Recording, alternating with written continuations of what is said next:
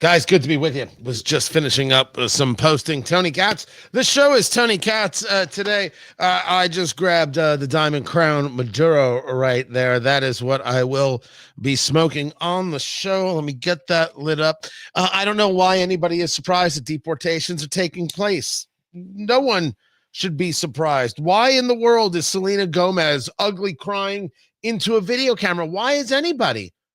Why is anybody opposed to the Laken Riley Act? Why is anybody opposed to the deportation of people who are engaged in criminal activity? And why is anybody opposed at all to the rule of law as a whole? That's what we're going to explore today. I just got to get this thing lit. The radio show is about to begin. Keep it here.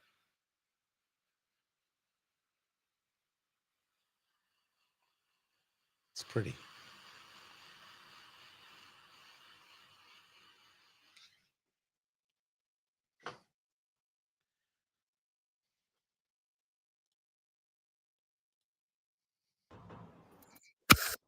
I want to say that I'm so sorry. Only people are getting attacked. Children. They don't understand.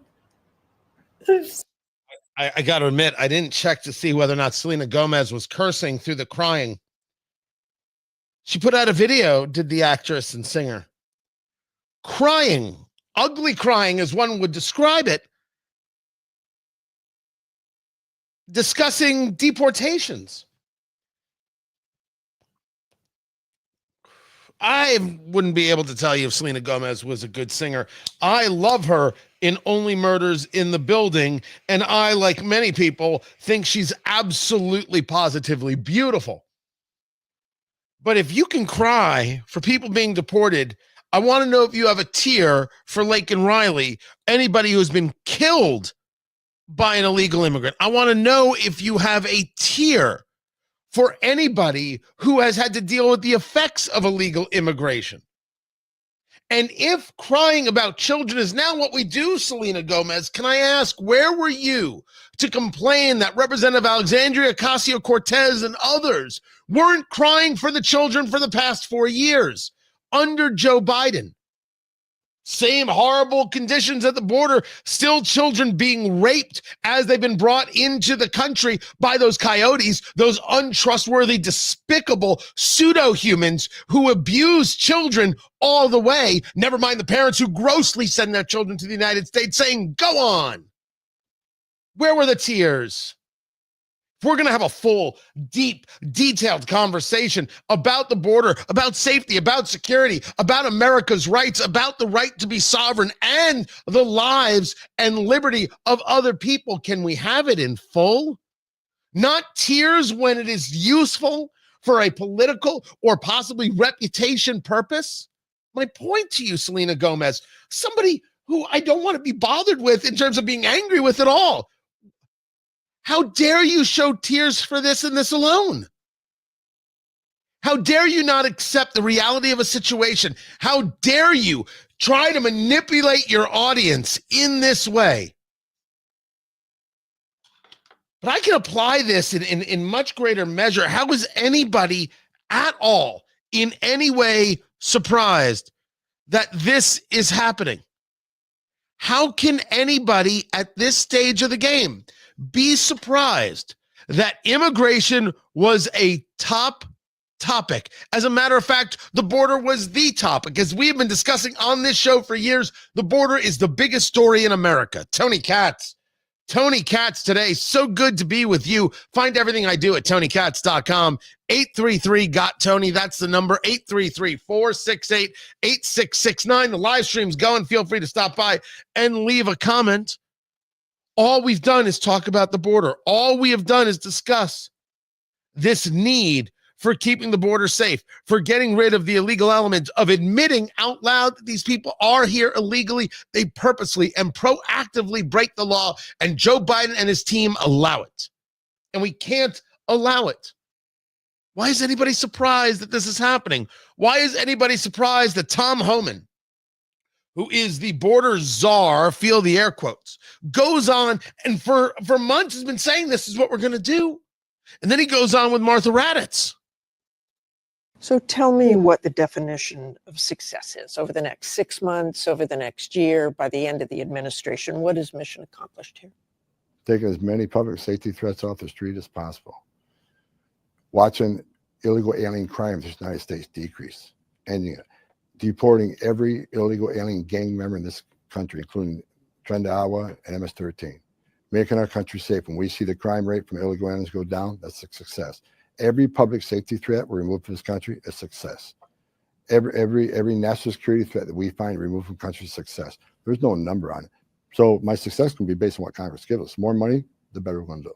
I noticed you didn't put in that list of things that will be mission accomplished and success, getting every immigrant who is in the country illegally out. Why not? Because I'm being realistic. We can do what we can with the money we have. We're going to try to be efficient, but with more money we have, the more we can accomplish. If I don't have the money to remove that millions of people, then I'm not going to sit here and one thing no one can say I haven't been frank in everything I've said. Our success every day is taking a public safety threat off the streets or getting a national security threat out. He's right. He's absolutely positively right. It's unquestionably true. The job is to get the threat off of the streets. That is it. How could anybody think that that is somehow new? How can anybody think that that is somehow shocking? It's not. Not for a second, not for a moment. So why are they acting like this? Why are they acting so stunned at the words and commentary of Tom Homan, who, by the way, said absolutely nothing wrong? I want to go back to those military flights going south. As you said, we have never seen that before. Is that going to be a constant commitment from the U.S. military every single day to take deportees out? Yes. So is this what we will see every single day, ending in what the president has promised is millions and millions being deported? Yes. But you can see the numbers steadily increase, the number of arrests nationwide as we open up the aperture. Right now it's concentrating public safety threats, national security threats. That's a smaller population. So we're going to do this on priority base, as President Trump's promised, but as that aperture opens, there'll be more arrests nationwide. When you talk about the aperture opening, the estimates of perhaps those who have been convicted or arrested in the past, 700,000 to over 1 million. So after you do that, then you go after everybody who is there illegally. If you're in the country illegally, you're on the table, because it's not okay to violate laws of this country. You got to remember, every time you enter this country illegally, you violated a crime under Title 8, United States Code 1325. It's a crime. So how in the world are we now only teaching people that this is a crime? They're amazed, they're shocked, they're stunned. But of course, the truth is they are none of these things. They only want to act like they are shocked and they are stunned. They only want to act like they're amazed. What they cannot believe is that there would be action taken. They cannot believe that they lost. They cannot accept the idea that America has made a decision, and that decision is that what we are seeing here with immigration, illegal immigration, simply will not do. It won't do. It's just not okay. Why is it okay to those other people? Why is it okay to those other folks? Why do they look at us and say, "Oh no, this is fine"? It was fine. You'll remember until it wasn't, and all of a sudden, illegal immigrants ended up in Martha's Vineyard. It was fine until it wasn't, and they ended up in Chicago and New York.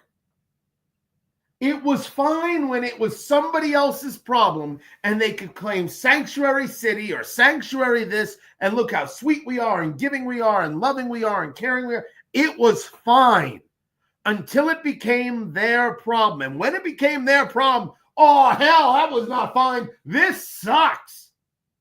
This is just awful. We can't have this. We can't be a part of this. No. Someone's going to have to do something about this. Where's the federal government? So get these people on buses. Bye now. See you later. We made you some cucumber sandwiches and some sushi rolls to go. See ya. Enjoy going back to Massachusetts mainland where you damn well dirty people belong. I'm assuming that's what they said. I don't actually have proof of that one, but I'm going to assume that that's what these people said. So now we're in it. You know, to quote the phrase that has been bandied about for as long as I've been alive, we're in the great game now. Trump doing exactly what he said he was going to do. Trump removing these people from the country, which of course brings us to the story of Colombia. No, not the university. That is also an awful place. I'm talking about the country. I don't know if it's an awful place. I can't say that I know a ton about Colombia. I know they have a socialist leader who is a questionable dude, and that's me being super duper kind. And I know that we get coffee from them. I know this because the left wanted to tell me. They were in hysterics. They had lost their you-know-what. And they were out there saying Trump is going to make coffee and roses more expensive. And you're like, coffee and roses? What the bloody mother, what? Story is that the nation of Colombia was told, hey, here is a plane filled with illegal immigrants in the United States. They're Colombian citizens. And here you go. We're giving them back to you. And Colombia said, who do you think you are? We are not taking them. And Trump said, and I'm quoting here,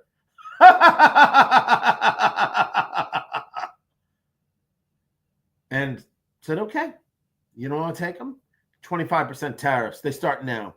You don't take them in a week? 50% tariffs. And oh, wait, you see everybody who's got a visa. They're going to be heading home. All those family members are coming back. We're sending back this one. We're sending back that one. You got a visa for this. You got a visa for that. Everybody's out. Less than an hour later, the president of Colombia said, we will send a plane for these people. Thank you so much for organizing them the way you have. I mean, it was not even surprising. Hold on a second. Was it amazing? Was it shocking? Maybe to some who haven't been a part of this show, who haven't been a part of avoiding quote unquote media, right? Traditional mainstream media, the liars and the frauds and the garbage that they put out every day. We knew this was coming. We've discussed that this was coming. The only people surprised are the people who listened to those who told you that Joe Biden was a perfectly sound mind. Oh, sharp as a tack. I've never seen him better. He's so young and fresh. My gosh, he could do a push-up and a burpee. Oh, what can't he do? No, he doesn't do a burpee. Is that you have to burpee him every 13 minutes. Otherwise, he gets fussy. That's because he's a child and can't take care of himself. If you were paying attention to anything that wasn't them, you knew this was coming. And yet these progressives act like they are shocked that it came. And then they want to act pious about it. It was Hakeem Jeffries, the leader of the Democrats in the House, who said, I'm not sure what's going to happen next, but basically there is a God and I believe. As someone wrote on social media, this is a weird time for Democrats believing in Jesus take the wheel. It was pretty good. Bravo to them. As if these people believe in God. The only people who are surprised are the people who want to feign surprise. They want to feign shock. They want to say, this is just not possible. This is exactly what we said was going to go down. In exactly the way we said it should go down. And for Selena Gomez you understand that more than half of America wants exactly this. And they find your tears to be offensive. Now, maybe not the preponderance, the majority of your fan base. But this is how you treat them? This is what you tell them? Look at this evil thing that's happening without a recognition of other evil things that have happened. I always thought you were together.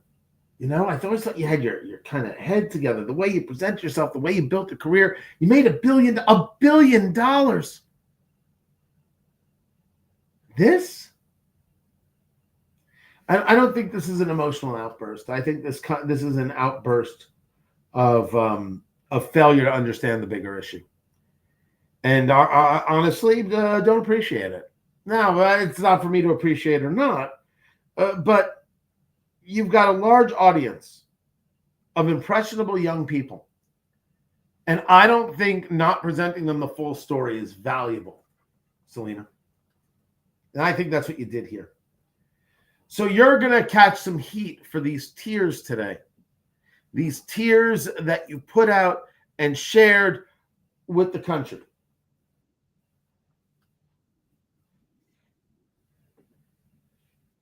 I'm only here to tell you. I don't understand. I'm so sorry. I wish I could do something, but I can't. I don't know. Now, maybe I've got it wrong and she's not crying about illegal immigration. Gosh, I'd love to be wrong. I would apologize up and down. But no one should cry that a nation enforces its borders. We should only be bothered that it took so long and be thankful that it's now being done. I'm Tony Katz. This is Tony Katz Today.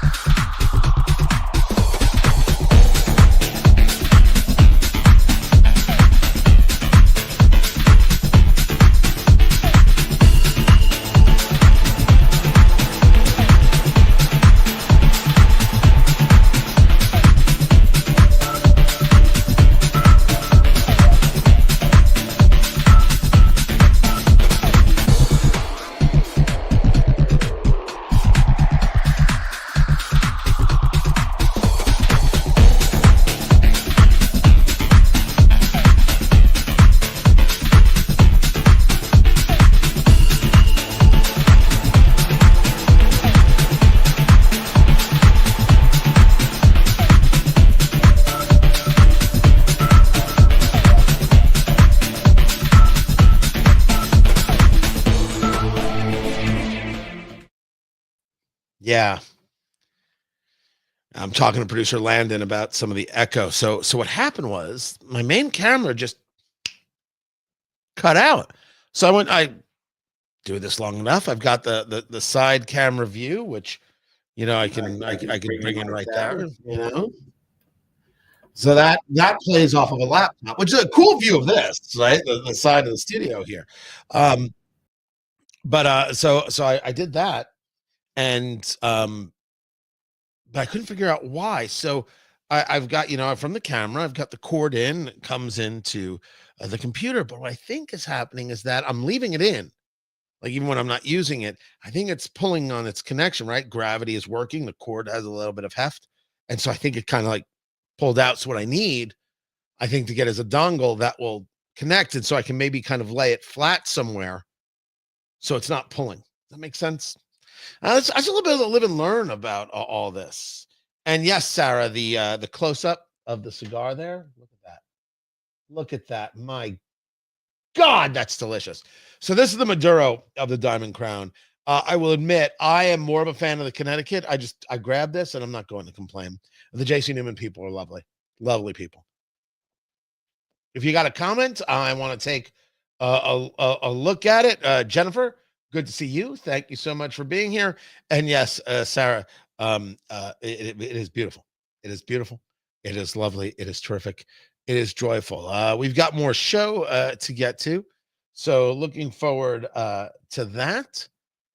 I am on Newsmax tonight with Ed Henry, it would seem. So we got that going on. That is my story, and I'm sticking to it. We're coming back to the show, so keep it here. Radio show that we do along with, if you don't know, we'll explain it.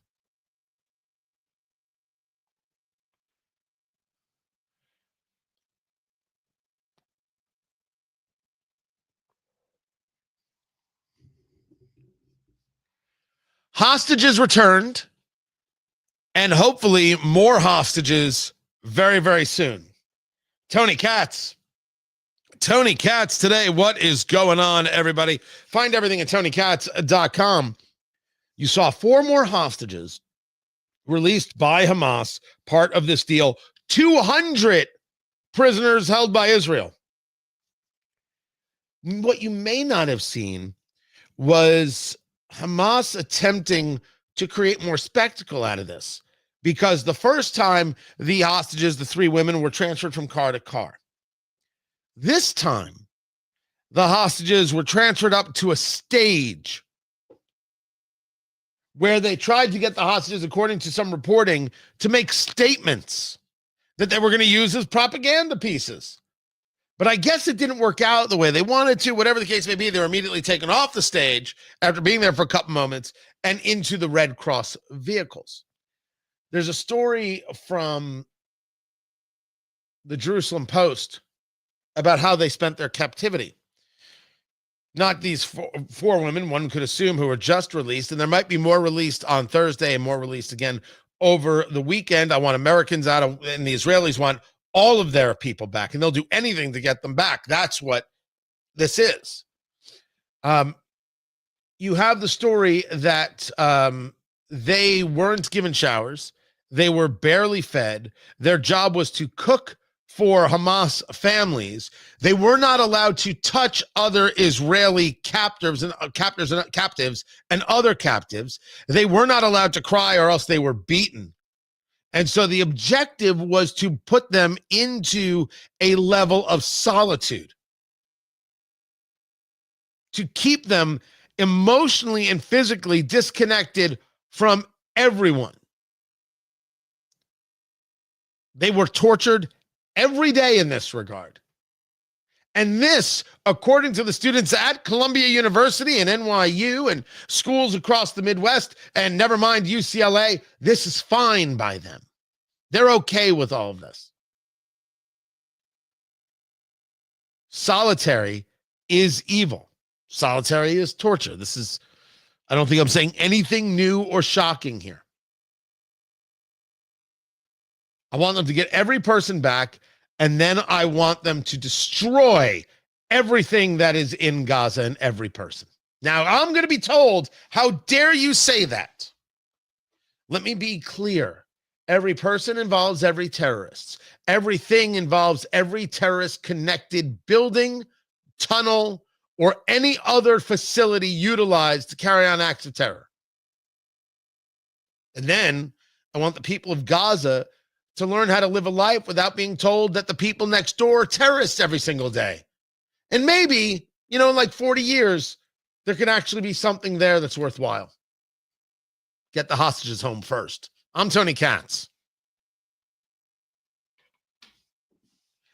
Wendy just caught the tail end of the previous segment. Who was having the meltdown? That was Selena Gomez about illegal immigrants being sent home.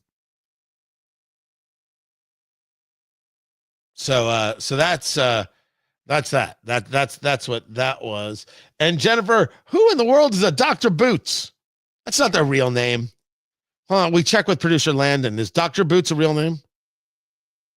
He's never heard of it, so therefore it's not real. They cannot hear you on the live stream. That is the one thing engineering has not accomplished. I got to get with them because we need to get the live stream heard by heard by the live stream, producer Landon. Get the whole show heard that way.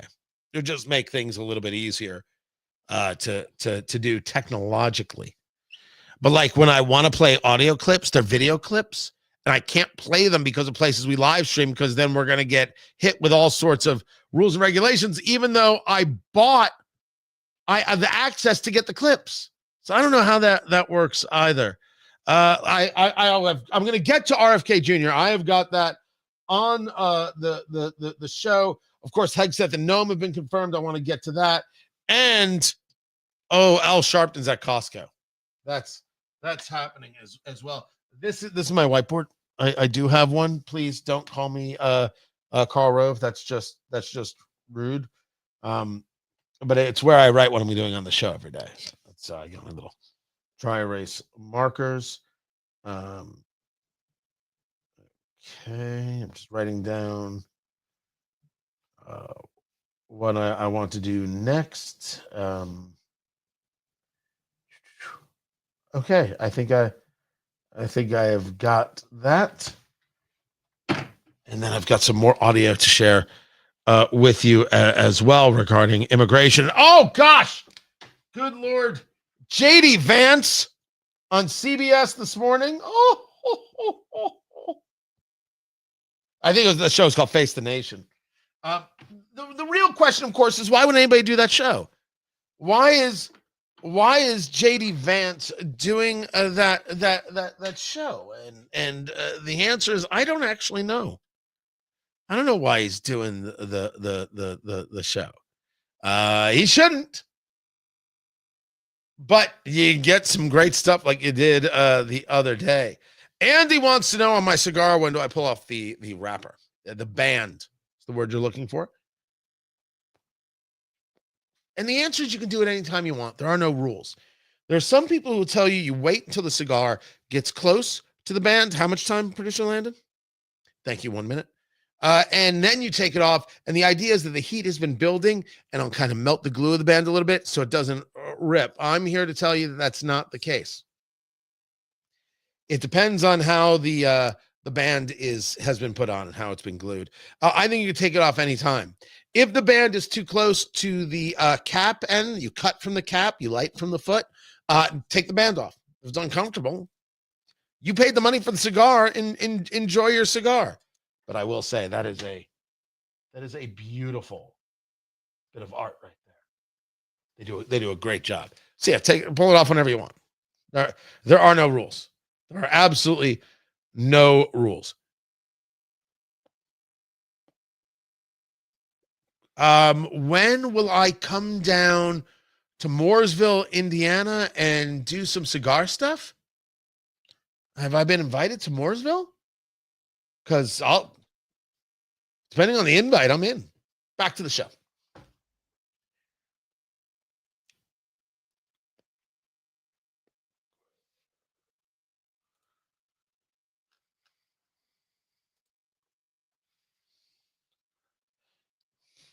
Pete Hegseth is confirmed. And so is Kristi Noem. This is exactly as we said it would go.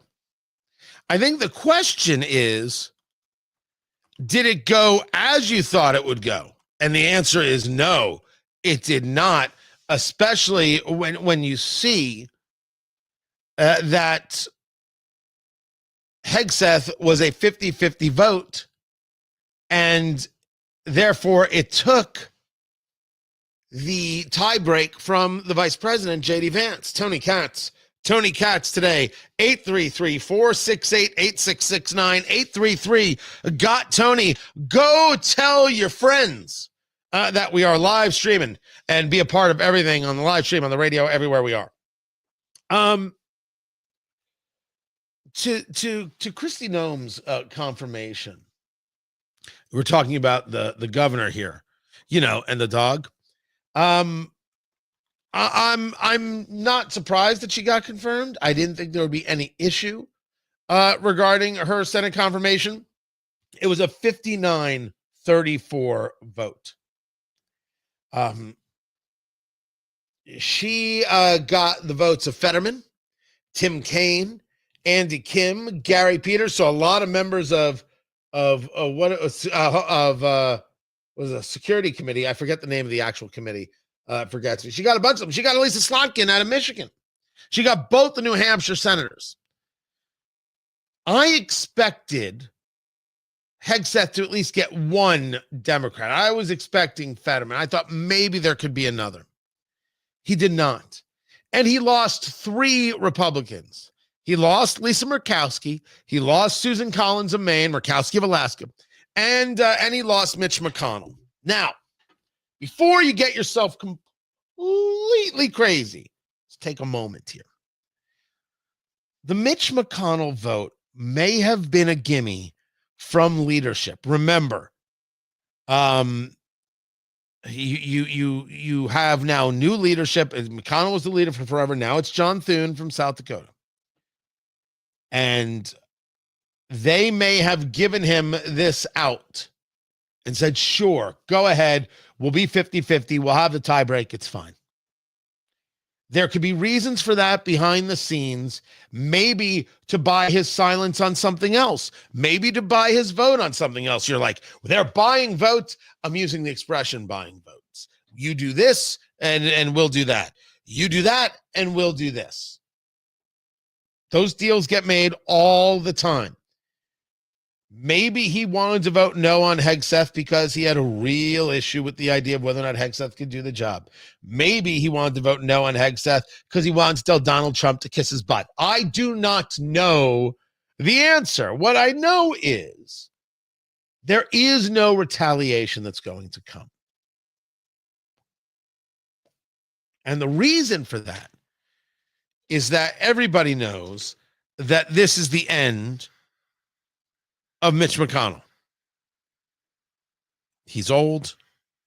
His health is getting the better of him. Those moments where he's clearly having, while I'm not a doctor, some level of seizure and just staring, blankly, just staring, and there's no facial expression.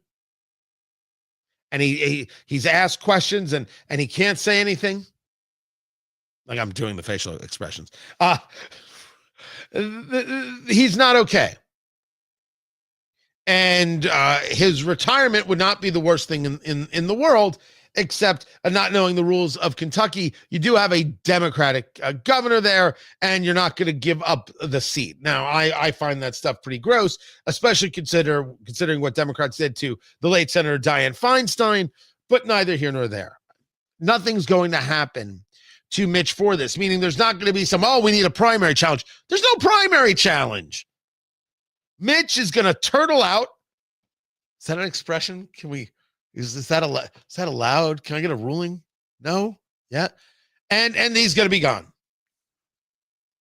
Collins in Maine, this is difficult stuff because you get a Republican that's with you on a fair amount of subjects, not every subject, and you deal with what you deal with. Republicans in Maine are different. Maine is different. This New England thing. And sometimes you deal with the best enemy. I think that's the way to put it. You deal with the one you can, right? Who's with you at least some part of the way.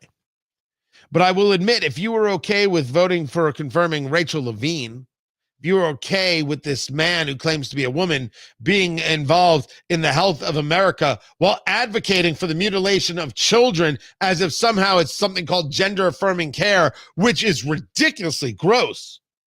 I don't know how you don't vote for Pete Hegseth.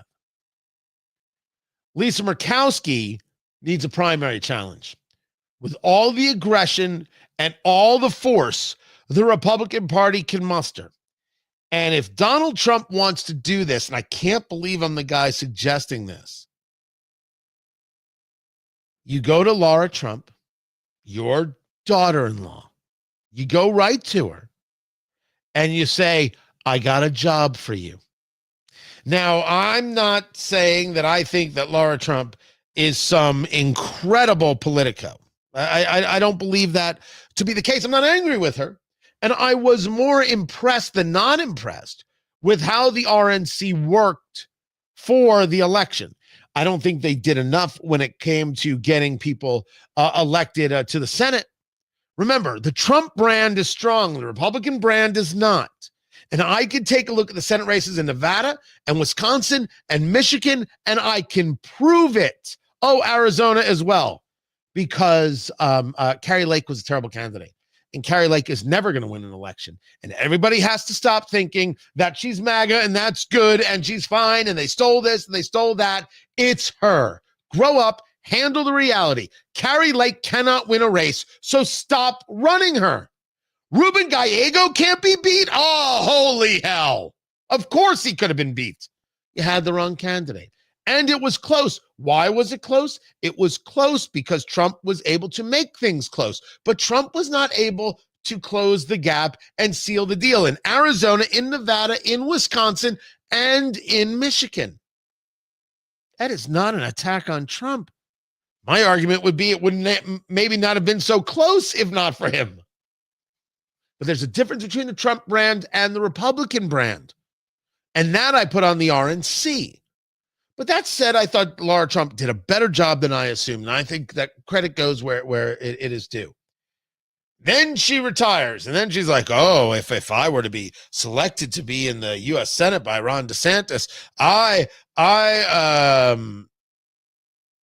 would absolutely be in favor of such a thing. Well, that did not happen either. That did not happen either. I look at Laura and I say, you're Laura, not Laura. You're going to Alaska. You're going to find me the candidate. And they already know a couple people, I'm sure. And then you are going to organize the money and you're going to end this woman's career. End it. The Murkowski name, which is a pretty big name in Alaska, is over. Absolutely. That's what has to be done. Lisa Murkowski sleeps with the fishes politically. That's the way that's the way it would be treated in my White House.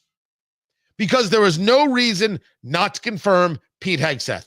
None. Zero. Less than none. It's crazy. Well, he had no experience. Lloyd Austin had experience. Lloyd Austin, the former defense secretary, had experience up the wazoo. And you know what he did? He went AWOL. He got 13 service members killed in the withdrawal from Afghanistan. Never mind the horrific withdrawal from Afghanistan and Toto. You know what he was really good at? Wearing masks so he didn't get COVID. Good gosh. Recruiting was down. Readiness. You talk to people in the military. Horrific. What did he do? What did this expert bring us? DEI? By the way, being removed from all these government places and good can't come soon enough. DEI is bigotry. But I'll get to Al Sharpton in just a moment. She must be challenged because her argument is not valuable. And by the way, neither is that a Susan Collins or Mitch McConnell. I don't want to excuse them. The argument that Pete Hegseth was not qualified is a nonsense argument. We have seen over the years the people they claimed were qualified, and what we got provided no value. So let's try something else. We didn't pick somebody who has never served. He did serve and did lead men and did involve planning and was at battle.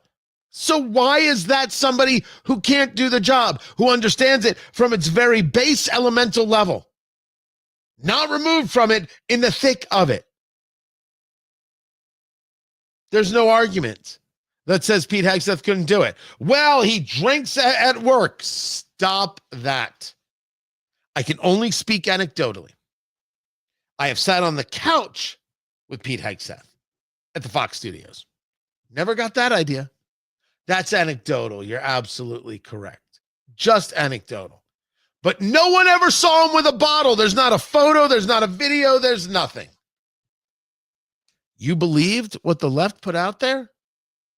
You believed this character attack like they did to Brett Kavanaugh? This worked on Lisa Murkowski and Susan Collins and Mitch McConnell? Goodbye. I think there are people who are real question marks. Certainly, I'm going to get into my conversation about RFK Jr. And certainly on Tulsi Gabbard, I think there's going to be some very sober questions. I think people are not sure. But for not being all enthused about Pete Hegseth, for even believing some of the nonsense that was told, primary challenges. If the people of Alaska like what she did, she'll overcome it. Primary challenges. And while we're at it, not just for Murkowski and Collins, but for Ocasio-Cortez, Tlaib, Omar, Carson in Indianapolis, and Van Holland in Maryland, just, while we're at it. I'm Tony Katz. This is Tony Katz Today.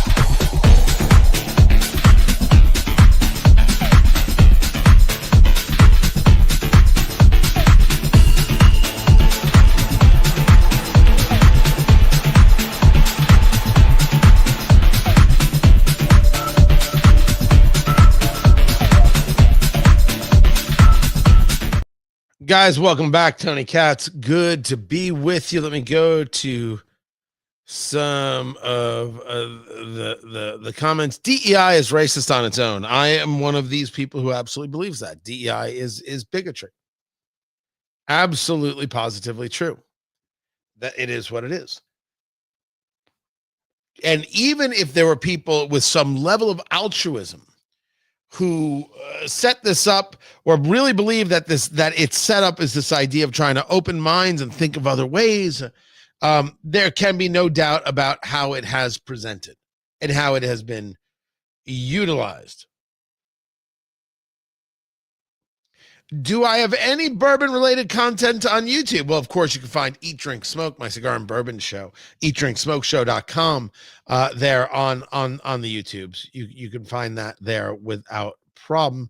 Here, like this is, boom. See that? See that in the corner? See that in the corner? That's Eat, Drink, Smoke. eatdrinksmokeshow.com. You can check that out. I really should have this in the corner, right? But I've got this.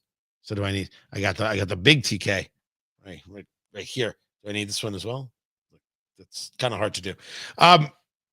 So eatdrinksmokeshow.com. And yes, Eat, Drink, Smoke, we do have content on there. We do have video content. We've been getting better at doing those recordings and getting that stuff out. So more of that coming your way.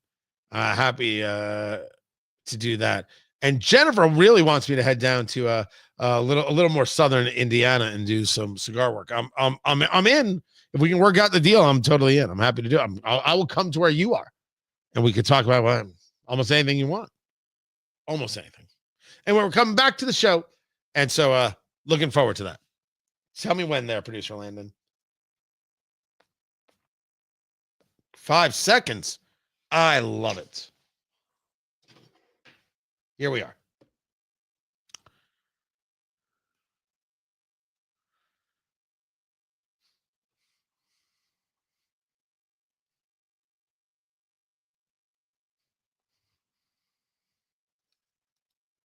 And today, there are more executive orders coming that we fully support on removing DEI inside the Pentagon, reinstating troops who were pushed out because of COVID mandates, Iron Dome for America. This is happening quickly. And as the Secretary of Defense, it's an honor to salute smartly, as I did as a junior officer and now as the Secretary of Defense, to ensure these orders are complied with rapidly and quickly. Every moment is the Defense Secretary, Pete Hegseth. And yes, there's now a consideration by Trump about an Iron Dome for the United States. That's now a conversation. Tony Katz today, good to be with you. This DEI conversation leads us to Al Sharpton and Costco. And anytime Al Sharpton is outside of your Costco, I'm going to tell you right now, you're at the wrong Costco. Al Sharpton built his entire business on being a race hustler. Learned it from Jesse Jackson. Of course, this is all my opinion. And that's all he has ever done. All he has ever done is said, race this, race that, race the other, now pay me. And got paid all the way to having a show on MSNBC. He does radio work. I'm not saying that the man can't do these things. I am saying at the core of who he is, this is how he got there. Threats, cajoling, intimidation. If you've ever read the book about Jesse Jackson's Shakedown, I believe that Al Sharpton is in that mold. I believe that Patrisse Cullors of Black Lives Matter is in that mold. But why in the world is Al Sharpton at Costco? Because Costco is not giving up on its DEI agenda. And Al Sharpton wants to cheer that. Because if you get rid of DEI, you're anti-black and anti-brown and anti-LGBTQ. Only proving that LGBTQ is a political movement and not about people. It's all political movement nonsense. I support the removal of DEI everywhere. I support it in the military. I support it in my own state of Indiana, where the first thing the new Governor Mike Braun, former senator, did was eliminate DEI in this DEI office that the previous governor, a Republican, Eric Holcomb, had put in place. Diversity, equity, and inclusion, so they say. But we know that it is outright bigotry. It is about dividing people. It is about harming people. It is about shaming people. It is about attacking people. It is about saying that forever and ever, nothing can ever be okay. There's always somebody oppressing somebody, and therefore somebody else has to suffer and now write a check to it. $1.8 billion spent by universities dealing with DEI. My God, how many racists were there at these universities? Then you're like, Tony, it's universities. All of them. Hey, if you can't take the heat on that one, university folk, that is not my concern. DEI divides, DEI damages, DEI is hatred. It's hatred. It is what it is, what it is. And we should say so. So I do not lament its being removed. I say good. Very good. Hire based on being rational. Think of all your options.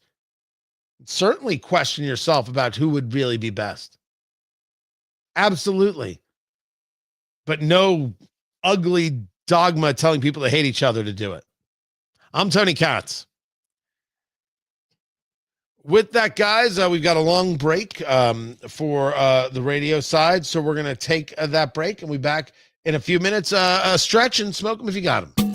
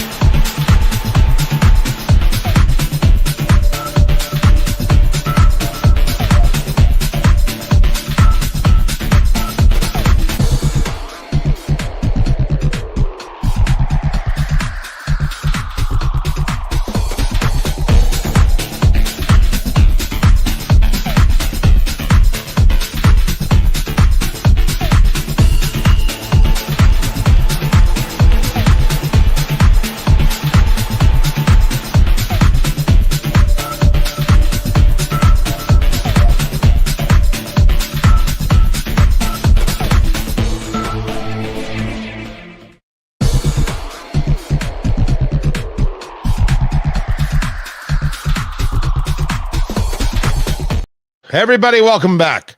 Tony Katz, good to be with you. Tony Katz, today is the name of the show. It's a radio show as we're growing out. And then, of course, we've got this live stream part of it. And you know as well as I do, I should just do the live stream. I know I should. I do mornings in Indianapolis on 93.1 FM WIBC, and then we do the midday show out of here, and we're heard in places in Indiana and in Memphis, in Peoria, in Tulsa, and then weekends we play in other spots and growing the show. It's just I don't know. Would I say things on just a stream? I wouldn't say just on radio. I don't think so. Maybe it's how it gets said, but I don't think things like I don't know if I would change topics. I just don't see that as the case, but neither here nor there. Just sometimes, like, because you can, if I, you're not stuck to a clock that way. You're not, beholden to it. You can make changes. You can move things around, and so I think about that from time to time. So we're coming back to the radio show in a minute. The whole JD Vance story. JD Vance was, he was excellent. Absolutely, positively excellent with Margaret Brennan. The question is, why did he do the show to begin with? I'm just writing a note to everybody on Twitter.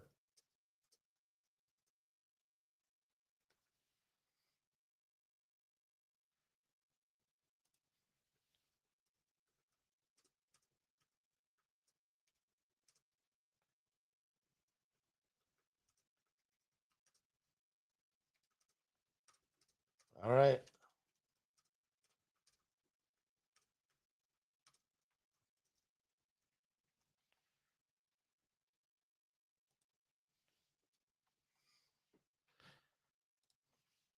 Come back to the show. Here we go.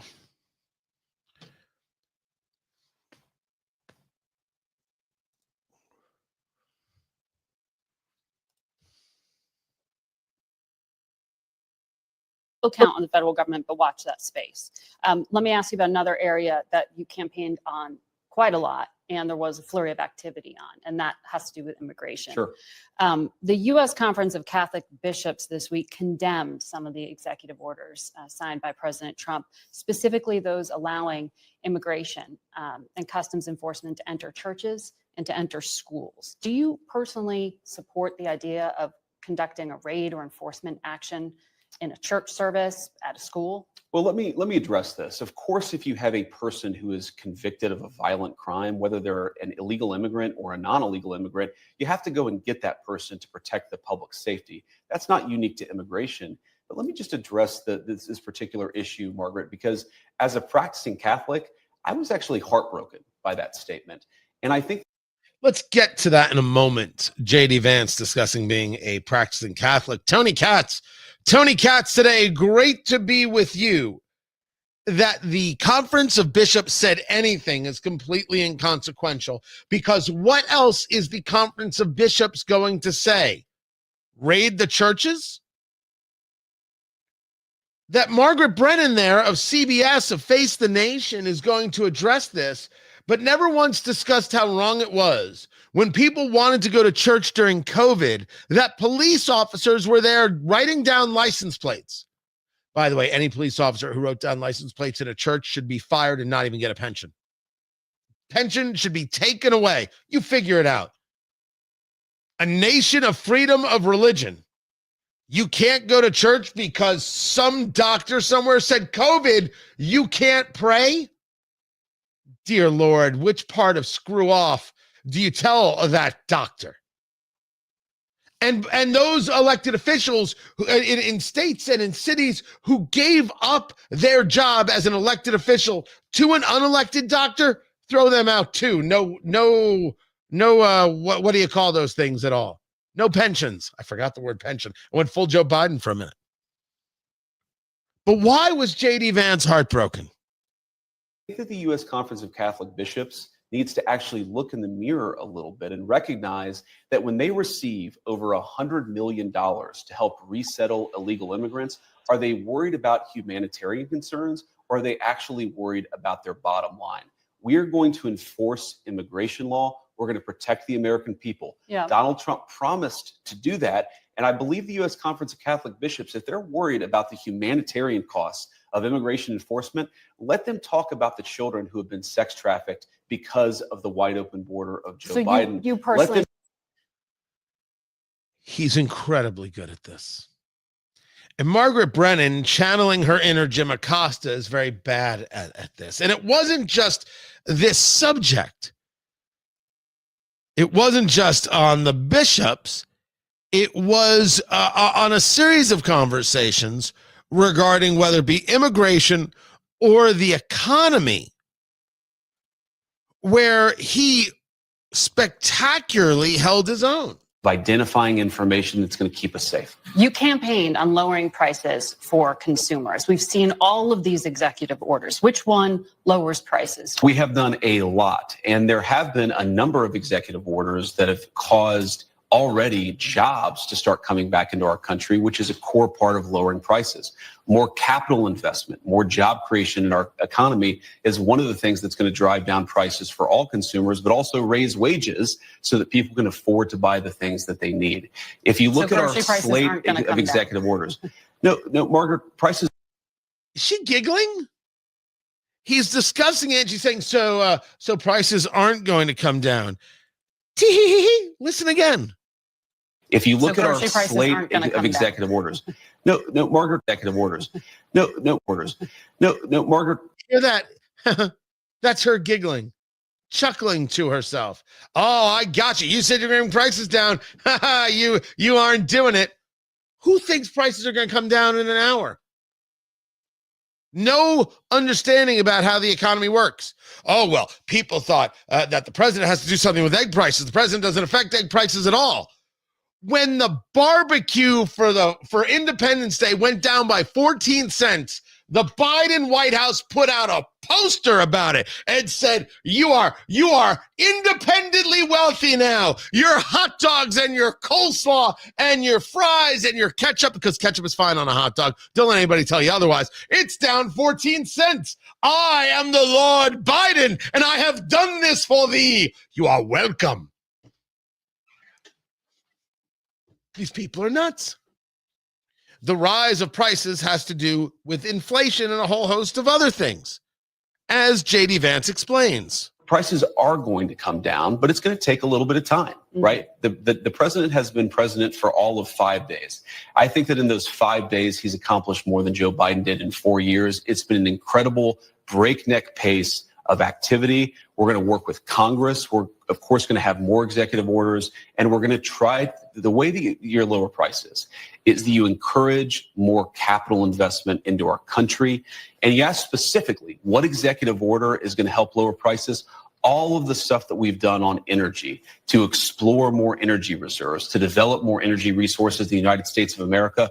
One of the main drivers of increased prices under the Biden administration is that we had a massive increase in energy prices. Donald Trump has already taken multiple executive actions that are going to lower energy prices. And I do believe that means consumers are going to see lower prices at the pump and at the grocery store, but it's going to take a little bit of time. Rome wasn't built in a day. Yeah. And while we've done a whole lot, we can't undo all of the damage of Joe Biden's presidency in 4 days. Well, there are a lot of things that contributed to higher energy prices, and there was record oil and gas production. Yes, Joe Biden did many terrible things to lead to an increase in prices. I agree, Margaret. He's very good at this. Very, very good at this. And this wasn't the only conversation. This conversation regarding the economy continued. His presidency well, there are a lot in 4 of things days. that contributed to higher energy prices, and there was record oil and gas production. Yes, Joe Biden did many terrible things to lead to an increase in prices. I agree, Margaret. No, but all the things you experience at the grocery store are what people touch and feel. That's what you were talking about, bacon on the campaign trail. Of course, of course. Those things. When do consumers actually get to touch and feel a difference in their lives? Well, Margaret, how does bacon get to the grocery store? It comes on trucks that are fueled by diesel fuel. If the diesel is way too expensive, the bacon's going to become more expensive. How do we grow the bacon? Our farmers need energy to produce it. So if we lower energy prices, we are going to see lower prices for consumers. And that is. I think the real question is, why did he do the interview to begin with? For what reason are you going on CBS this morning? That he knows how to handle himself? Yes, he knows how to handle himself very, very well. We saw this. We understood this. We understood that he is not afraid. J.D. Vance, the vice president, is not afraid to punch. And I believe the U.S. Conference of Catholic Bishops, if they're worried about the humanitarian costs of immigration enforcement, let them talk about the children who have been sex trafficked because of the wide open border of Joe Biden. You personally let them talk support about them going into people like schools Laken and Riley churches. who were brutally murdered. I support us doing law enforcement against violent criminals, whether they're illegal immigrants or anybody else, in a way that keeps us safe. Let me ask this question, Margaret. Let's separate the immigration issue. If you had a violent murderer in a school, of course I want law enforcement to go and get that person out. Of course. So what's the point of the question? You changed the regulation this week. That's the point of the question. Exactly. Giving the authority to go into churches and go into schools. We empowered law enforcement to enforce But the that law also everywhere has to protect knock-on Americans. Effect, a chilling effect, arguably, to people to not send their kids to school. I desperately hope it has a chilling In the effect on churches, illegal you think immigrants the coming U.S. into our Conference country. of Catholic Bishops are actively hiding criminals? I think the U.S. law Conference of Catholic Bishops has frankly not been a good partner in common sense immigration enforcement that the American people voted for. And I hope, again, as a devout. Now, I got a whole thing about common sense that it bothers me when I hear that. But man, J.D. Vance was strong. I want to go back to that main question, though. Why did he go on? What is the win of going on to a show like Face the Nation with someone like Margaret Brennan? What do you win?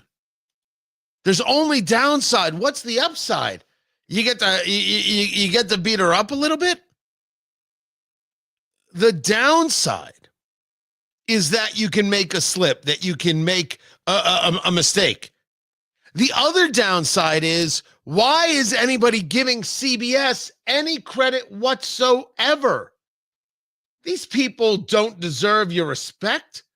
They don't deserve your kindness.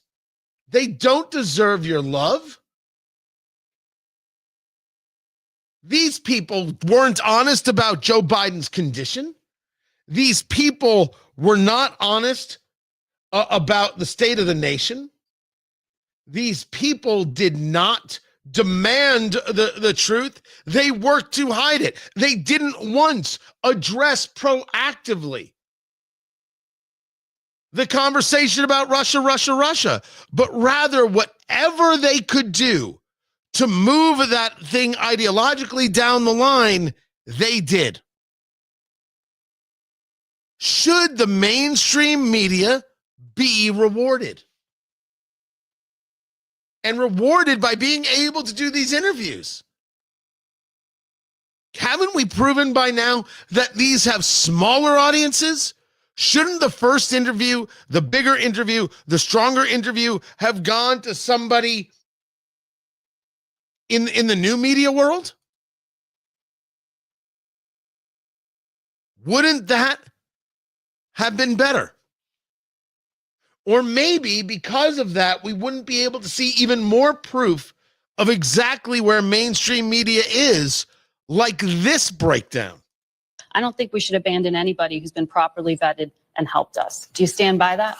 Well, Margaret, I don't agree that all these immigrants or all these refugees have been properly vetted. In fact, we know that there are cases of people who allegedly were properly vetted and then were literally planning terrorist attacks on our country. That happened during the campaign, if you may remember. So clearly not all of these foreign nationals No, but there are have been properly 30,000 vetted. people in the pipeline, Afghan refugees. But my primary Do you stand by concern it? as the vice president, Margaret, is to look after the American people. And now that So we no. know that we have vetting problems with a lot of these refugee programs, we absolutely cannot unleash thousands of unvetted people into our country. These people it's are not vetted. good. These people are vetted. Just like the guy who planned a terrorist attack in Oklahoma a few months ago, he was allegedly properly vetted. And many people in the media and the Democratic Party said that he was properly vetted. Clearly, he wasn't. I don't want my children to share a neighborhood with people who are not properly vetted. And because I don't want it for my kids, I'm not going to force any other American citizens' kids to do that either. No, and that was a very particular case. It wasn't clear if he was radicalized when he got here or while he was living here. I don't really care, Margaret. I don't want that person in my country, and I think most Americans agree with me. I don't really care, Margaret. Maybe that's reason enough. Maybe that's reason enough, because that is exactly the line where the American differs from these traditional mainstream media folk. We're done listening to your crazy. We're done listening to your excuses. We're done listening to you. He's vetted. It is that government that we are saying failed us. Why would we then listen to you tell us, well, they're vetted, as if somehow we should believe in them? We don't. And we have good reason. As a matter of fact, Margaret, the reality is you don't have a reason to believe in that government. Your question should be to them, to that vetting process. Have you looked at the vetting process? What does it entail, Vice President Vance? And how does it need to be fixed, corrected, augmented, etc.? That should have been a question. Your answer is it's vetted. Who are you, the Vice President of the United States, to say anything about such and such a program? It's been vetted. Tell the 14 people and name your situation that have been killed. The 9 people here, 2 people there. How many situations can we come up with where, they were vetted and yet things still happen? Everybody who has come to Springfield, Ohio has temporary protected status if they're a Haitian migrant. Are they eating cats and dogs? Not really. Are they creating car accidents everywhere and overwhelming hospitals? Absolutely. Vetted. They've got this status. You can't say anything. The whole thing is nuts. The whole thing is nuts. That you would still think that that's a system or that's an answer to what we see with our own eyes. That is the I don't care, Margaret, is the same conversation with different words to Martha Raddatz when she said it's only a small handful of apartment complexes that have been taken over. And J.D. Vance said, do you hear yourself? Which I labeled his coming out. That was the moment J.D. Vance laid it down for everybody. Are you listening to yourself? Do you hear yourself? Just a handful of apartments taken over by Venezuelan terrorists? Maybe that's a reason to do these things. Maybe that's a reason to go on the show. More exposing of how just absolutely disconnected they are. I would rather we starve them of audience completely. Of what value is CBS, a network that edits responses from Kamala Harris and others to help her in a presidential election? Of what value are they to us? No. Don't give them ratings. As much as I enjoy the SmackDown, I would enjoy them having to change their business model more. So, Vice President Vance, nicely done. You don't need to go back. Next 4 years, you don't have to go back.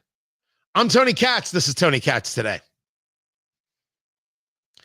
Yeah, I'm gonna get people saying, "Oh, he can go on anywhere he wants, and he can do." I'm not saying the man can't go on anywhere he wants. Of course he can. He's a grown man.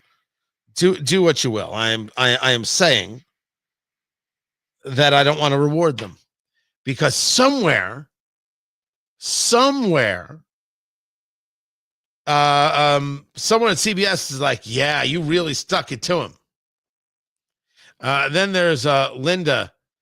Right? Why do you do it, Linda? Because maybe they'll listen to the man and get it. Now, I am a believer in this argument. You're not doing the interview for Margaret Brennan, and I was arguing this on my morning show. You're doing the interview for somebody listening who's going to be like, wow, I wasn't expecting that. Wow, I'm surprised to see that come. Oh my gosh, he's making good sense. Yes, I absolutely positively agree that is a reason to do this. But CBS still gets rewarded. And I don't want them to get rewarded. I think you could do this in other ways. I think you could do this with other players and other people. There has to come a moment where the people who have participated in the lying and the fraud and the degradation, that they actually feel the punishment. They have to be on the outside looking in, their noses pressed upon the glass.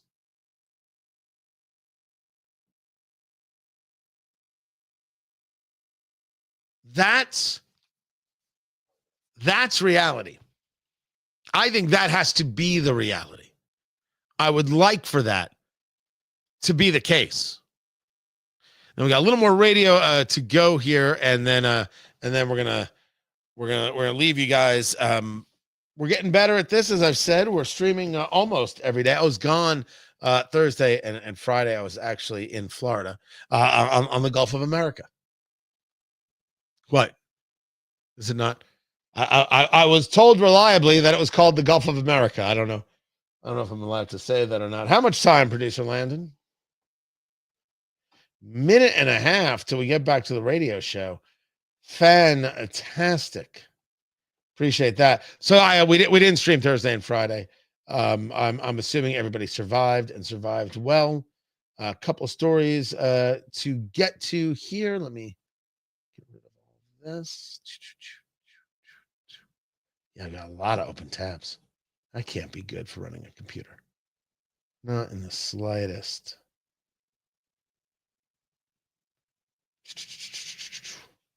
There we go. We'll go full food. People are now saying that Selena Gomez, I played that audio earlier. She's crying about immigration and the deportations. I'm so sorry if I can do something. And she's crying, like ugly crying is the expression they would use. And people are like, well, she deleted this, clearly embarrassed by it. And now people are asking the question, of course, it's the base question. Did Selena Gomez cry like this when Laken Riley was brutally murdered by an illegal immigrant? I don't know what she's doing. I don't know what it is she's doing in this video, why she would make it. I assume there's something that she gains or something that she gains from her audience. I would assume that's the case. I would assume it's the only possible reason.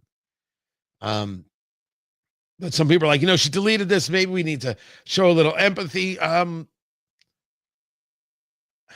think it's ugly. And she needs to know that.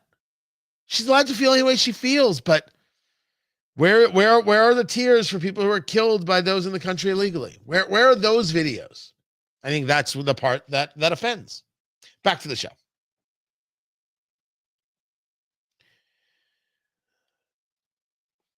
It is official.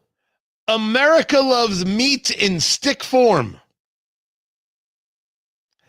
$3 billion is what America spends on meat sticks. They love it. They can't get enough of it. Tony Katz today. Good to be with you. I mean, like Slim Jim kind of stuff. I don't eat Slim Jims. But like you want the protein, you don't want anything else, boom, bop, bip, done. So Conagra makes Slim Jim. They make Fatty and Duke's meat snack brands. So I don't know Fatties. I know Duke's. People love this. People love the meat stick. Now, this is different than beef jerky. I used to like beef jerky, and that has all fallen out of favor.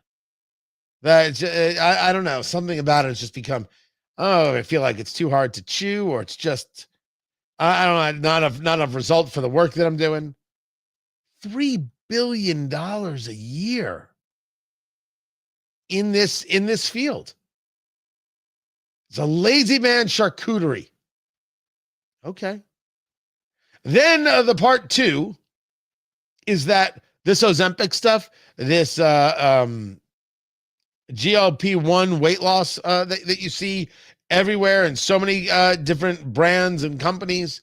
More and more studies showing that it has other benefits. So you've got Ozempic helping with veterans suffering from diabetes. So that's what Ozempic originally was. And now you're seeing improvement with cognitive and behavioral health. Possible issues with the kidneys and with the pancreas. Possible. Everybody who is anybody who can get their hands on Ozempic and can afford it is doing it. And Wegovy, which is the weight loss version of that, really, it's basically the same thing. And then you've got Lilly and Zepbound and a couple of others.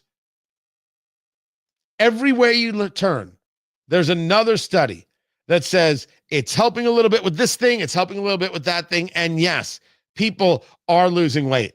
And no, I don't believe it's pancreas schmancreas. I stated it because there were these effects. They're saying they haven't studied exactly what level of issue there is and if it is definitely associated with. I'm just reading the story as the researchers from the Washington University School of Medicine put it out there. Not discounting the pancreas. I would never do such a thing. I am pro-pancreas. I'm Tony Katz. This is Tony Katz Today. Pro-pancreas. That's what they say of me. Guys, good to be with you. I'm glad you were here. Ozempic is dangerous for your heart. I don't know about that. Nothing is 100%, but everywhere you turn, there's another story like, hey, it's helping with something. And forget it. People be like, you know what?